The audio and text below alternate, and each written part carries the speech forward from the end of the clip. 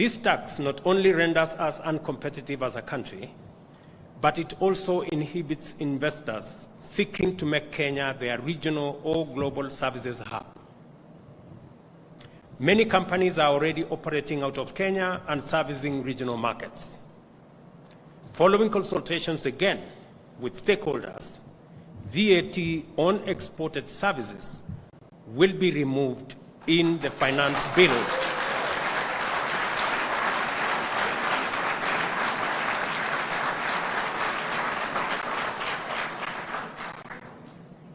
Let me take that again.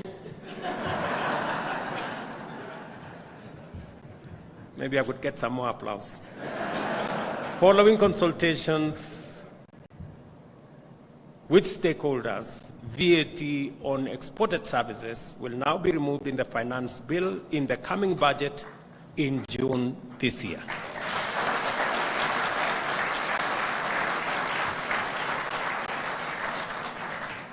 The issue of tax refunds has remained a thorn in the flesh for many companies. Not local companies alone, even foreign companies and many corporates that work with us. The government of Kenya is making again a policy shift on this matter. And as a result, effective June this year, all verified tax refund claims will be payable within 6 months.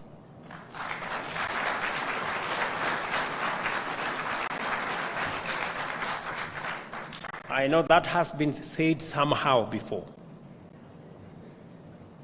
But let me say this additionally. If, for whatever reason, a refund is not made by the Kenya Revenue Authority within this period, the taxpayer can offset their claim against future tax liability without further application to the Kenya Revenue Authority.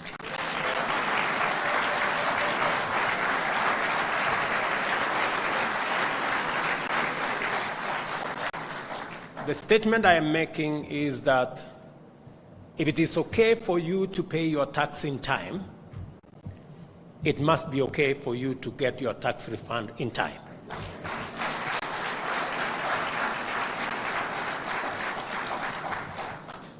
And if we fail, for whatever reason, after you have paid your tax in time, I am saying, after 6 months, all verified tax refunds you can net off from what you are supposed to pay to the government of Kenya. That way, we will eliminate any possibility of tax refunds outstanding for more than 6 months. And I think that is, we have taken that policy position because I have had this challenge of tax refunds ever since I became part of government. The government of Kenya is keen to make Kenya the top innovation hub on the continent and attract new ideas, often executed by startup companies. However, I have received complaints that we impose what we call employee benefit tax on allocated shares to employees of startup companies, even before any value is realized on these shares. I'm proud to announce that the government of Kenya will exempt startup companies from paying taxes.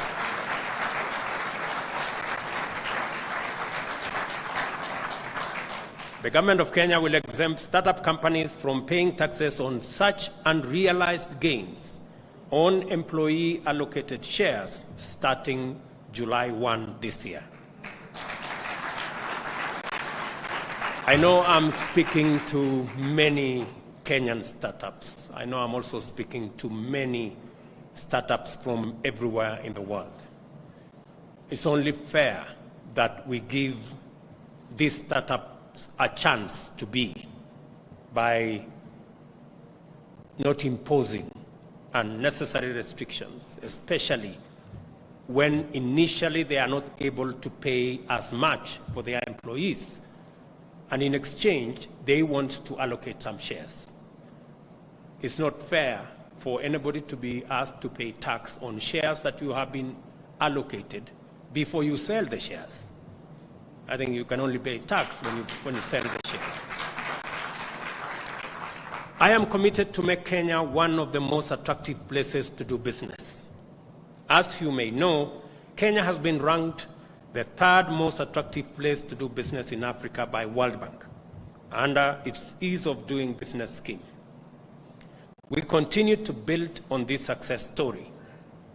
We are also reviewing our special economic zones and export processing zones laws to remove impediments to attracting new local and foreign investments. The raft of amendments are under stakeholder consultations, and Moses Kuria will bear me witness, and we intend to have a new set of incentives by July 1 this year. The national ICT policy requires foreign ICT entities that set up in Kenya to have a 30% domestic equity. This position is untenable and has made it impossible for large corporations to invest in Kenya. As a result, we will review this position and remove the requirement of 30% equity to facilitate greater investment in the ICT sector. And additionally, our data protection law is aligned to support robust growth in data storage.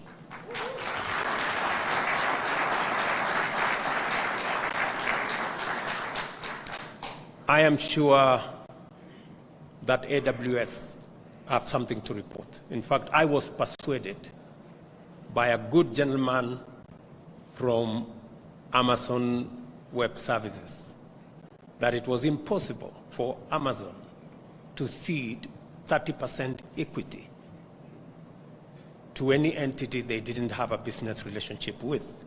And as a result, they were holding their investment in our country. I hope Amazon, now that I have kept my part of the bargain,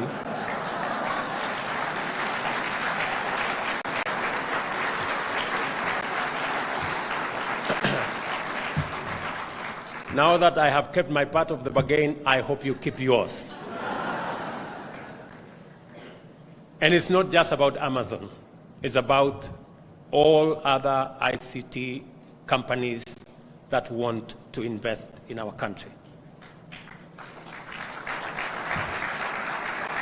Kenya has one of the most developed financial services sector in the continent. We are ripe for the establishment of an international financial center in Nairobi to attract global financial players. To continue to reinforce this strong position, we are working with organizations such as Financial Action Task Force to ensure Kenya fully complies with the relevant international standards on money laundering and terrorist financing activities, so as to make this international financial center a reality. And Moses Kuria has marching orders on what he needs to do for us to make this reality.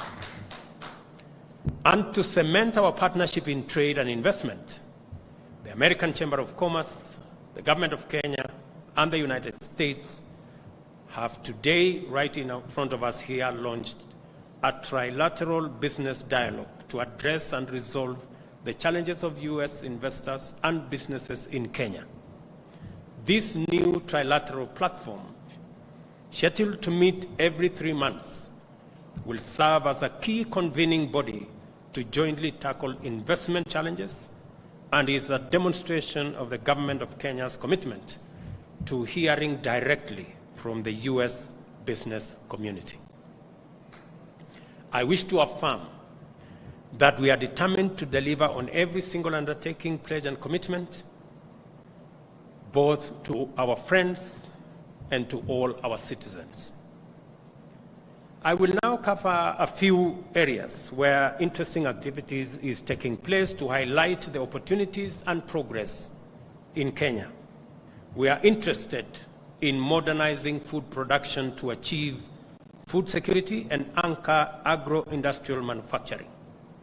The lifting of the long-awaited ban on GMO crops is intended to bestow the benefits of safe technology to support agricultural abundance. The Kenya food exports to the US increased by nearly 10% in 2022 to reach US dollars 190 million. There are opportunities to leverage US-Kenya investments and collaboration to grow the agricultural sector and take full advantage of the US market.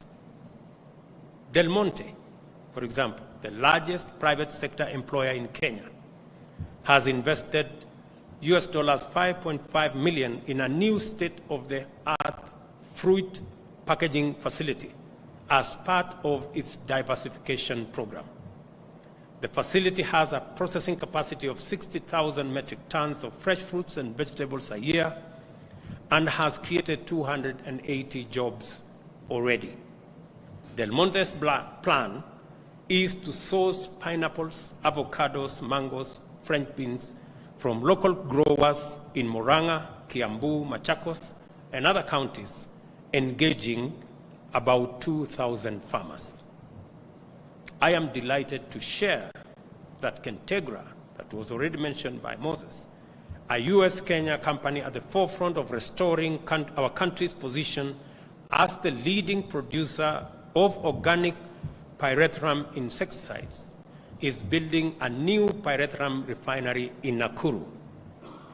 With support from the US government, this refinery will benefit about 90,000 farmers in 5 counties. I had the privilege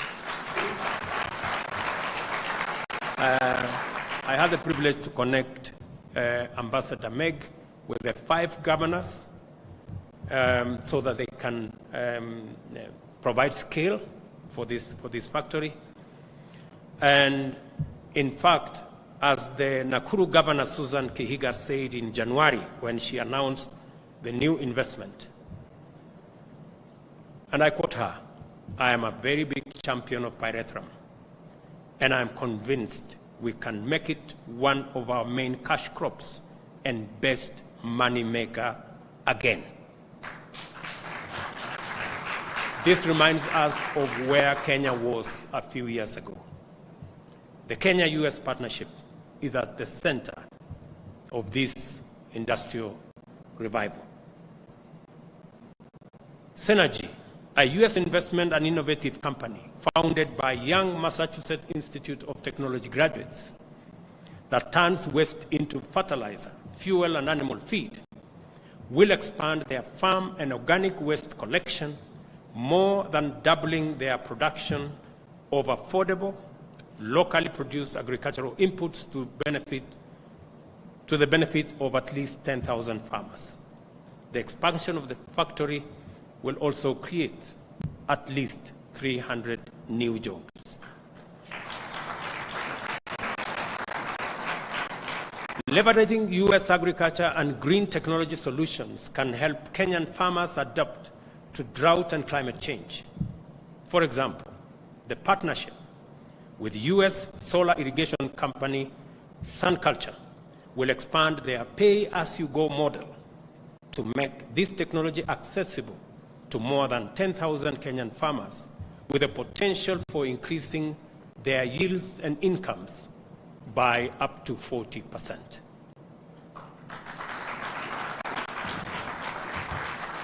Hello Tractor, a company the First Lady of the United States, Dr. Jill Biden, visited when she was in Kenya last month, is an agtech company that connects tractor owners and smallholder farmers through its tractor sharing application.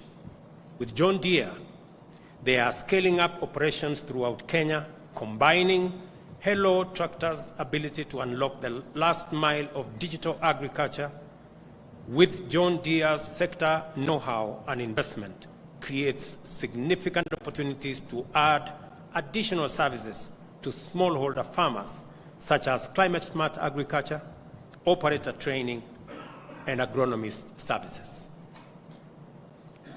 I procure the largest agricultural supply chain platform in rural Africa, will scale up its distribution model to reach an additional 1 million smallholder farmers in Kenya with affordable agricultural inputs.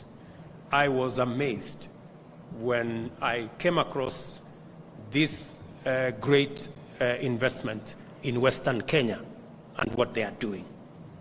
I am also excited about the US company Victory Farms.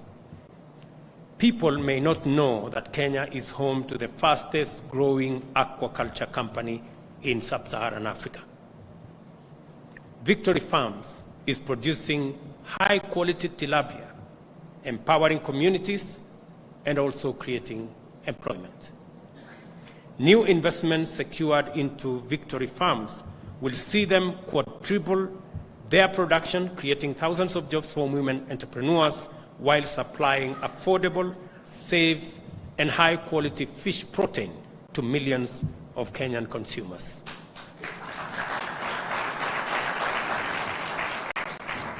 And of course, the big story, the apparel sector, is soaring and primed for even more growth. Kenya's 2022 apparel exports to the United States hit an all-time high of US dollars 544 million, a 21% increase from 2021, and over 60% of our exports to the US last year. And by the way, the US is now Kenya's largest export market, importing 892 million worth of goods, US dollar worth of goods from Kenya last year. We also imported, we're not doing badly, we also imported US dollars 600 million of goods and services from the United States last year. This is balanced by all indications. And this is sustainable trade with lots of room for growth. Iconic US brands are sourcing in Kenya, including Calvin Klein, Levi, Lee, and Wrangler. Specifically Wrangler, because I have 2-3 shirts in my wardrobe. In recent years, new factories like MAS and Hella have entered the market, creating more than 12,000 jobs in the past 2 years. Since I came into office, new partnerships have been launched with a number of leading manufacturing companies, including the aforementioned MAS and Mega, Coastal Apparels, UAL, that will create an additional 20,000 jobs and increase exports by an additional US dollars 200 million in the next 2 years.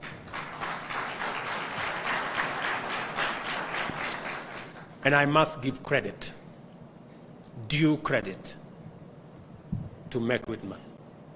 If there was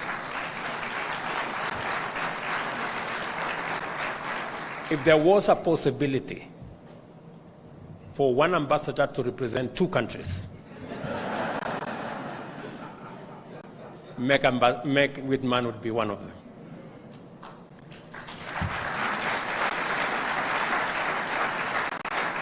She has ably represented the US, and she has, in a very sterling way, represented Kenya.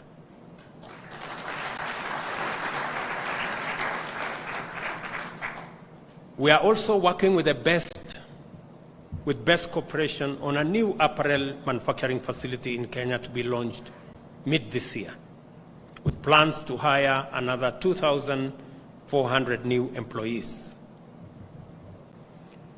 Kohinoor Elastics, the first elastic manufacturing investment in Kenya in a long time, will be launched this year.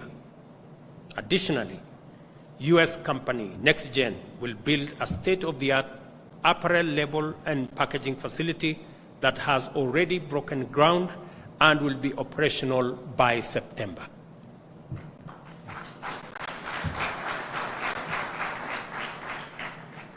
Let me talk a bit about innovation. From the Silicon Savannah to the green energy sector, many innovative companies are already calling Kenya home. Like agriculture and apparel, there is huge growth potential in this priority sector. Kenya is a global leader in clean energy solutions. US companies are big investors in Kenya and East Africa's off-grid sector, with more than 40% market share. These companies are providing millions of people with access to life-changing benefits of power in rural Kenya.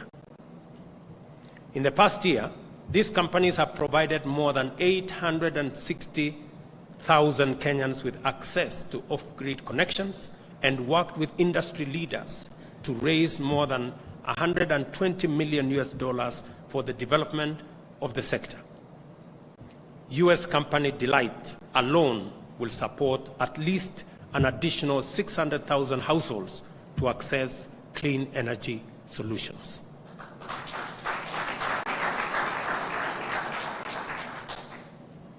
Milele Energy, a US company, has just concluded a deal to acquire part of the Turkana wind power project, one of the largest in Africa and producer of over 20% of Kenya's electricity in 2022.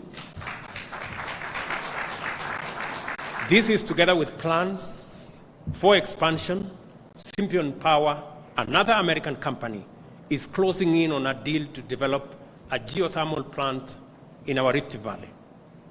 I am also delighted that plans are moving forward for Kipeto 3 right here in Ngong, a new 50-megawatt grid-connected wind power plant with an integrated battery storage component for the first time.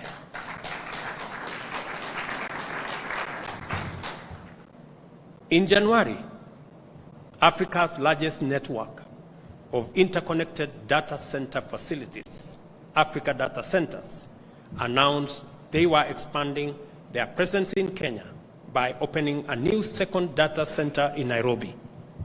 The data center and several more we are expecting in the coming months will further serve as the backbone of our Silicon Savannah future, providing secure digital infrastructure and open, interoperable, and reliable internet. In fact, at our leading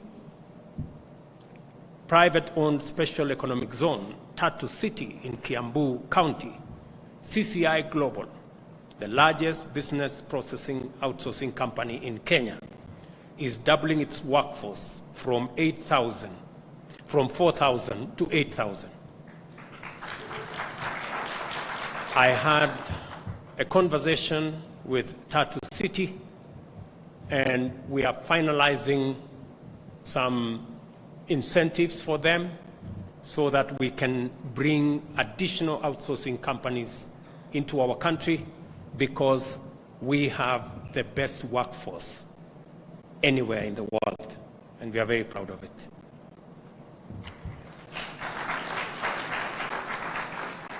In the next year, again, CCI will add 4,000 jobs in Kenya for American clients like United Airlines, Spirit Airlines, JetBlue, AT&T, and Shipped. These are new jobs for young Kenyans, largely between 18 and 24 years, who are known by international brands for their highest level of customer service. Thanks to CCI and its American clients, Kenyan hospitality has gone global.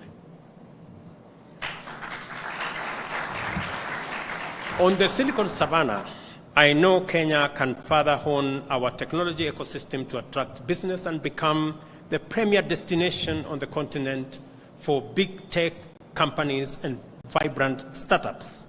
Full-stack software engineering, quality assurance, artificial intelligence, cybersecurity, e-commerce, fintech, agtech, sales and marketing, and finance jobs. And that is why we are rolling out an extra 100,000 kilometers of broadband connectivity to make it possible for these fintechs to work with us. And looking forward to Africa's future, Kenya is also the continental leader in e-mobility and 2- and 3-wheeler electric vehicle and buses.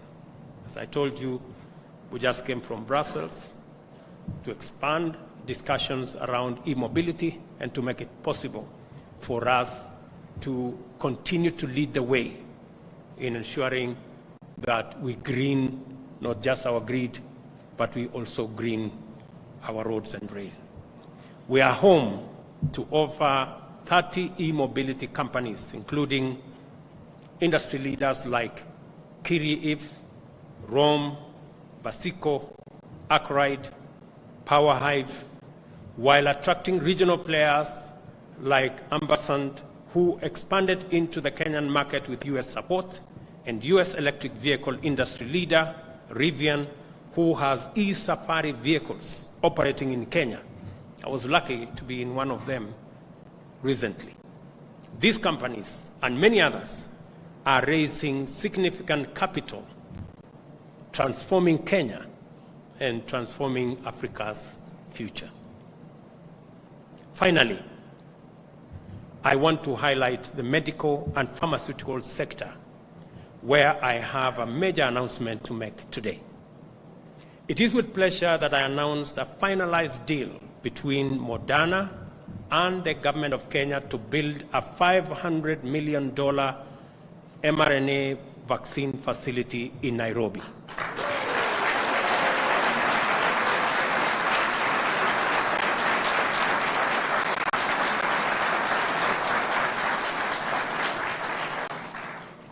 Because of this facility and what we had to put in it, I've never had as many sleepless nights and so much trouble from Ambassador Meg Whitman. I am very happy that finally this is done. This will be the only such facility on the African continent, and for Moderna, their first factory outside the United States.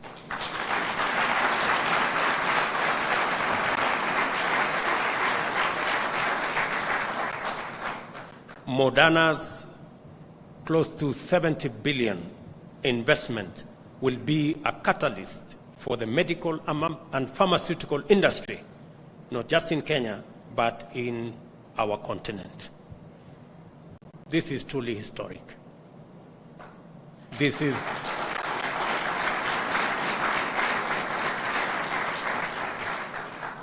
major. This is my administration's vision for the future of Kenya. And for the record, MCC is on the way. I think we are in the final stages of finalizing the negotiations around MCC. I will be consulting with our legislature to provide the necessary legal framework for us to actualize that investment, again, by the US government. It is now my pleasure, ladies and gentlemen, to invite a great lady. I have had many meetings with her, Shannon Klinker of Moderna, to virtually share some insights on this investment and append her signature virtually on the agreement. Your Excellency, Dr. Rodriguez, the Honorable Ambassador Whitman, other cabinet secretaries, representatives of the U.S. government, and distinguished guests. As the steward of Moderna's global public health strategy, it is my distinct pleasure to join you to finalize our agreement to establish an mRNA manufacturing facility in Kenya. This is a momentous occasion, which marks the promise of Moderna's first mRNA manufacturing facility in Africa. And it is grounded in our commitment to being part of the ecosystem that supports the public health needs of Kenya and all people across the African continent.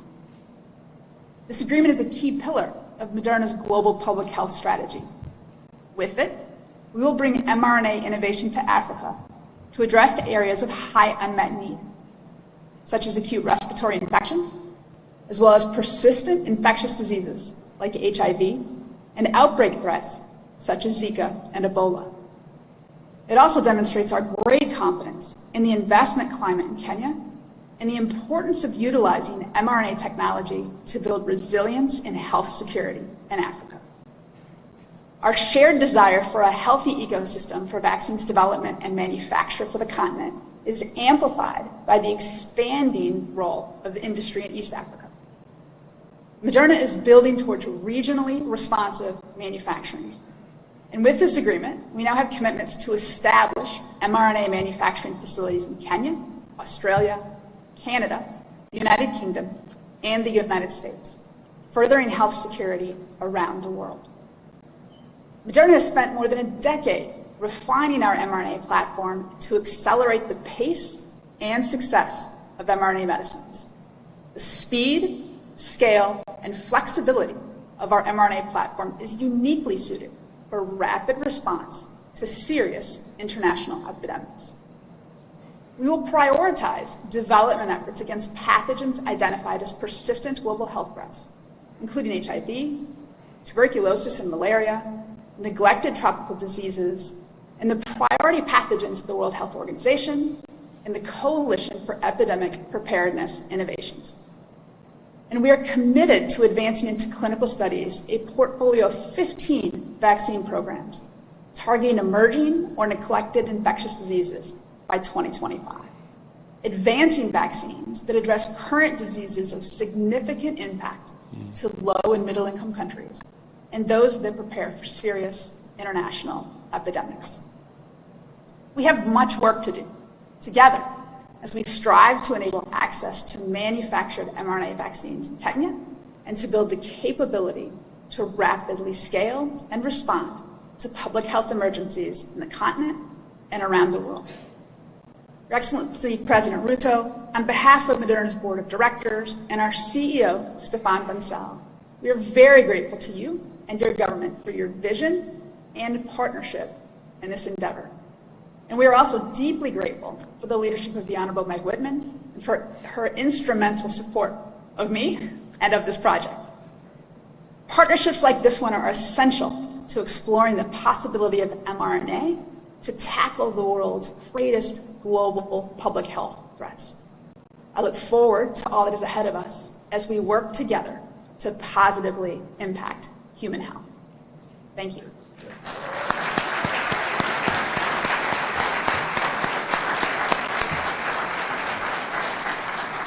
Let me invite Moses Kuria, Cabinet Secretary for Investment, and the Principal Secretary for Investment. Hang on, Shannon.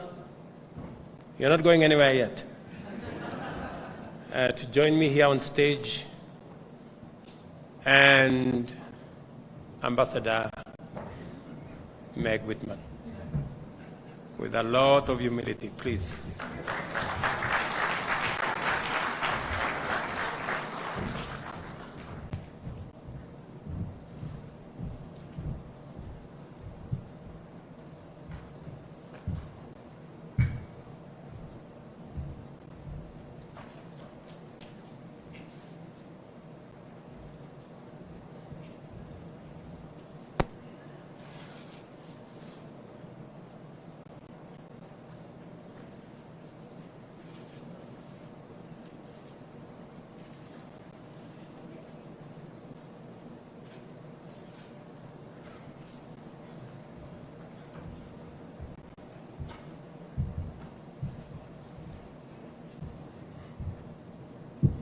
Shannon, are you there? I am here.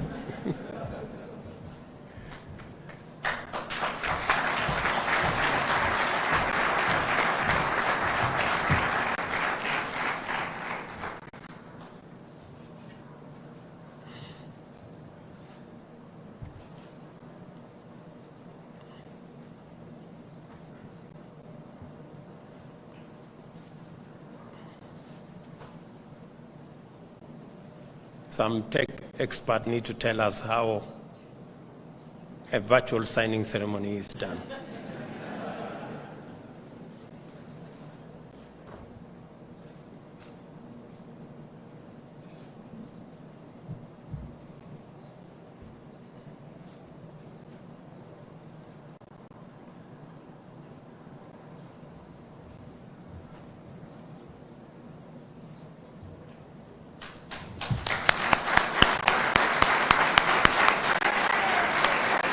Wow. Yeah. Okay.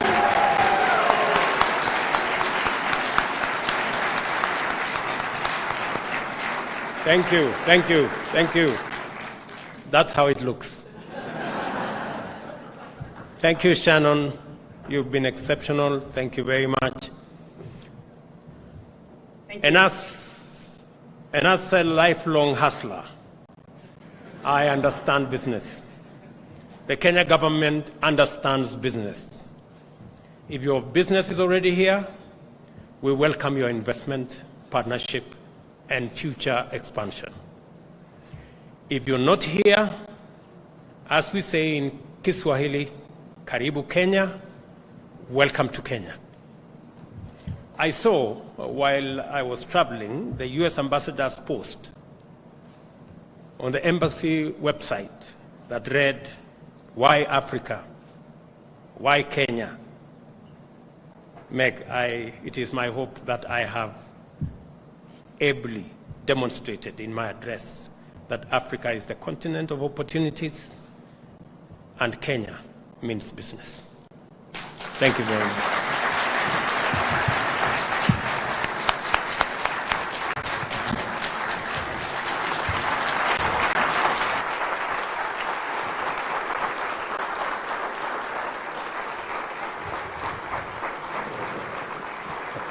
Thank you, Your Excellency, for that wonderful, wonderful speech. Come on, let's just give him another round of applause, ladies and gentlemen, for a wonderful delivery. And now we have the answer for why Kenya, why Africa.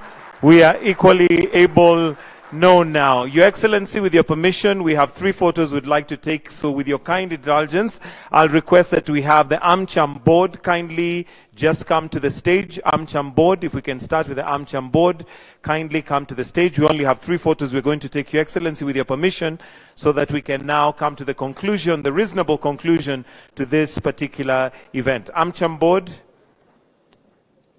The next picture we're going to take is the USG delegation, so just get ready. But we'll start with the AmCham board. Your Excellency, with your permission, we'll ask you to join them. The next is USG delegation. If they